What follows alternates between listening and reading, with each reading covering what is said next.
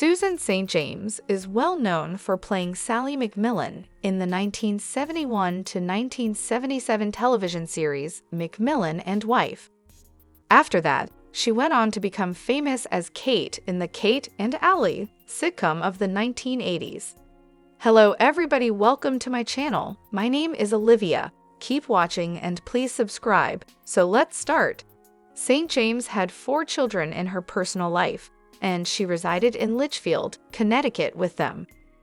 While she taped her show in New York City, the actress struggled to strike a balance between her family and her job. She was the kind of person who could ask for more on her plate while already juggling too much, so the celebrity mistakenly thought she was doing okay. She began experiencing diseases like kidney stones as a result of her body's inability to handle the stress. Once Kate and Allie ended in 1989, St. James gave up her growing career to devote herself to being a mother full-time.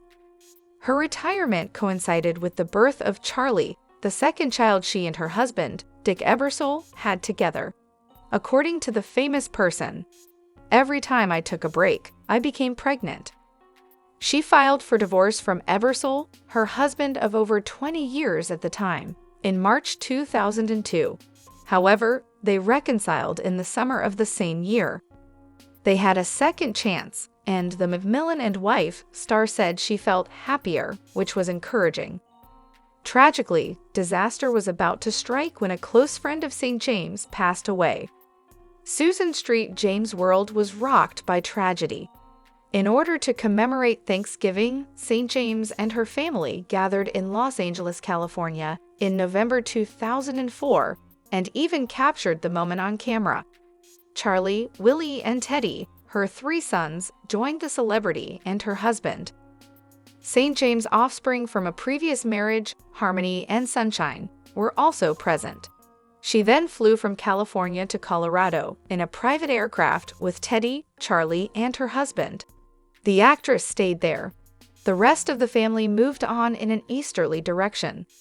Sadly, a little time after takeoff, the jet crashed while traveling at 100 miles per hour. Charlie noticed a strand of his father's hair poking out from some debris before the plane came to a stop at the ledge of a 60-foot precipice. Before looking for his younger brother, the youngster fished Ebersol out and pulled him securely away from the rubble. Tragically, the jet blew up before Teddy could be recovered, and 2 days later, the body of the young boy was discovered underneath the accident that also claimed the lives of 2 crew members.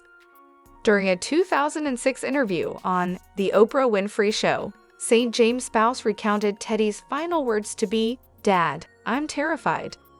Ebersol claimed that the statements weren't spoken in a frightened manner, but rather to inform his father of the problem so that he could address it. St. James said that her late son was a philosopher who began his graduation speech for the 8th grade with an idiom he coined, "I follow, therefore I lead." "The finish line is merely the beginning of a whole new race," he said as he concluded it.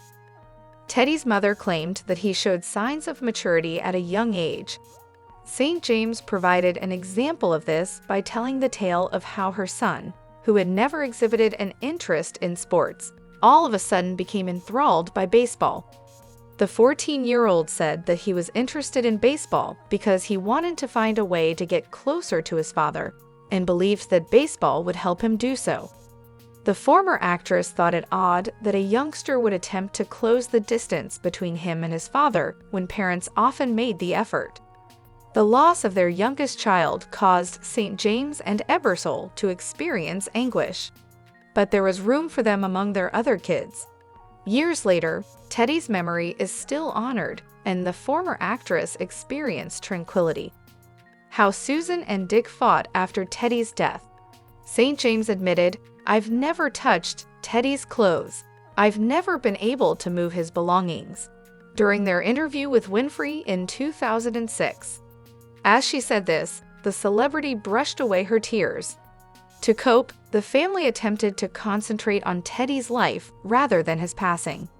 Willie said that the family treasured the writing Teddy left behind and that no one would want to be remembered as a tragic loss. and that people's lives should be honored. One of them was a 37-page autobiography that the deceased adolescent had written in 8th grade. On his computer, there was more text, including a narrative on a previous family ski trip.